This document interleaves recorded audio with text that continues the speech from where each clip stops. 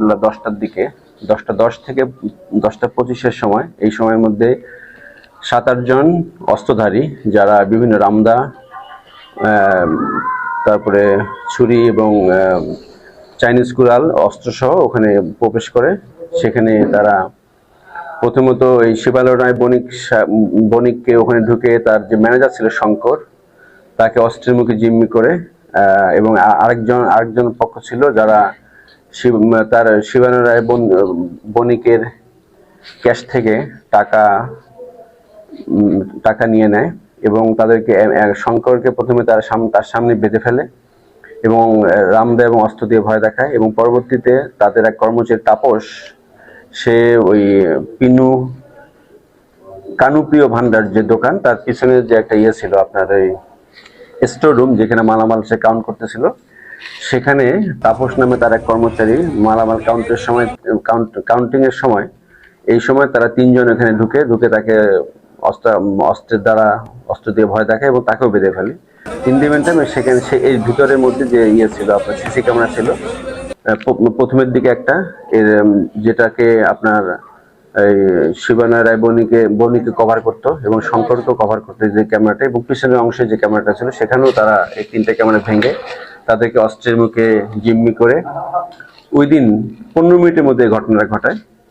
সেখানে তারা তাকে নিয়ে পরবর্তীতে এই পিছনে একটা দরজা ছিল, সেখান থেকে তাকে বেঁধে তাকে নিয়ে ওই জাস্ট দোকানের পিছনে একটা ছিল, এটাকে কি বলে, নৌকা, ট্রলার ছিল একটা, সেই ট্রলারের মধ্যে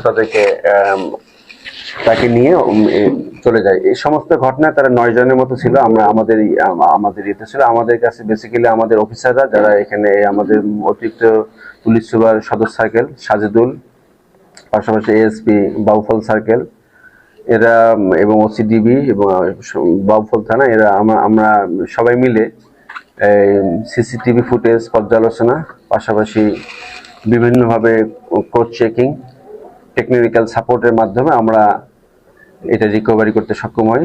আমাদের 48 ঘন্টা সময় লাগে। এর মধ্যে আমরা ভিকটিমকে গতকালকে রাত্রেবেলা 12:30টার পরে আমরা রিকভারি করি। পরবর্তীতে আমরা এটার সঙ্গে যে জড়িত 5 জনকে আমরা অ্যারেস্ট করি। এর মধ্যে মাসুদ, যে এখানকার ওইখানে চাকরি করতো আর কি, সে একটা ফ্রেশ কোম্পানির সেলস এজেন্ট ছিল ওখানে। আর অন্যান্যরা এই সবাই পার্শ্ববর্তী এখানকারই, যারা আর কি এই ঘটনার সঙ্গে জড়িত ছিল। আমাদের আরো যে 4 জন আছে রিমেইনিং, তাদেরকে আমরা আশা করি ধরে ফেলবো। এটা আসলে একটা দুঃখজনক ঘটনা ছিল, আমাদের জন্য অ্যালার্মিং ছিল। পাশাপাশি আমাদের এই পটুয়াখালী জেলা পুলিশ, আমাদের ইন্সপেক্টর জেনারেল স্যারের নির্দেশনা ছিল, আমাদের রেঞ্জ ডিআইজি মহোদয় স্যারের, আমার স্যার নিজেও এখানে আসছিল এবং সবসময় মনিটর করছিল, তাদের নির্দেশনা এবং সুপারভিশন পালন আমাদের টিম প্যাশনেটলি কাজ করে আমরা এটা ভিকটিমকে রিকভারি করতে পেরেছি। এখন আমাদের অন্যান্য তদন্ত কার্যক্রম চলমান। আমরা আশা করি যে এই সময়গুলোতে আপনারা নিউজ প্রেজেন্ট, যারা আপনার খবর, আপনারা বিভিন্ন সময় আমাদেরকে তথ্য দিয়ে করেছেন, বিভিন্ন তথ্য এবং পরামর্শ দিয়ে, এবং অনেক ক্ষেত্রে বিভিন্ন সাপোর্ট দিচ্ছে আর কি, যে ক্ষেত্রে আমরা এটাকে রিকভারি করতে পেরেছি। আমরা মনে করি যে এর মাধ্যমে পটুয়াখালীর বাউফল থানা পুলিশ স্থানীয়ভাবে বিভিন্ন ঘটনার প্যাশনেটলি কাজের মাধ্যমে আমরা সামনের সময়গুলোতে এই ঘটনা প্রতিহত করতে পারবো এবং দুষ্কৃতিকারীদের এভাবে আইনের আওতায় এনে এলাকার শান্তি শৃঙ্খলতা রক্ষা করতে সক্ষম হবে। ধন্যবাদ আপনাদের সবাইকে। চিন্তার বাইরে আমি আসতে পারবো এটি আমার মানে চিন্তা চেতনার মধ্যে ছিল না। আমার বাইরে ভগবান আপনাদের 10 জনের, আমাদের এলাকাবাসী 10 জনের আমার জন্য যা করছে, মানে এটা অচিন্তি নেই।